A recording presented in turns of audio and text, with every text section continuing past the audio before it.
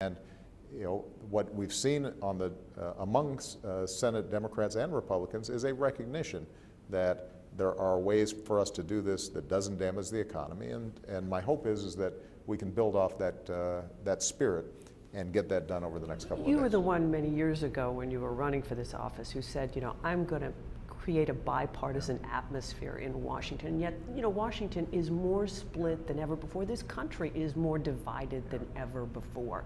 Why have you not been able to create a bipartisan atmosphere here? And do you take any of the blame on yourself for that? Well, I think that if you look at my track record over the last 4 years, I have consistently sought compromise, sometimes to the point where Democrats have been mad at me, but I didn't care because I did what I thought was best for the country.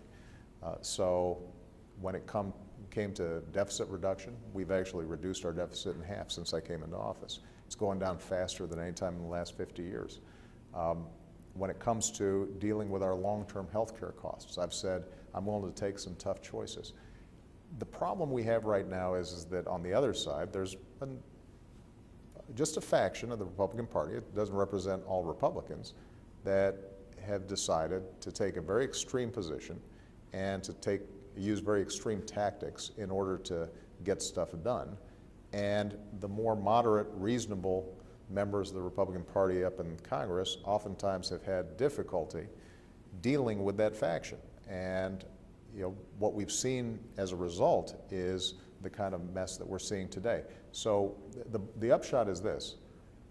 If you look at both my policies as well as the approach that I've taken in governing, there's a lot of overlap between what I'm proposing and what Republicans have proposed in the past. I take their ideas all the time. But what we haven't seen is a willingness on the other side to engage in the basic compromises that are required for governance.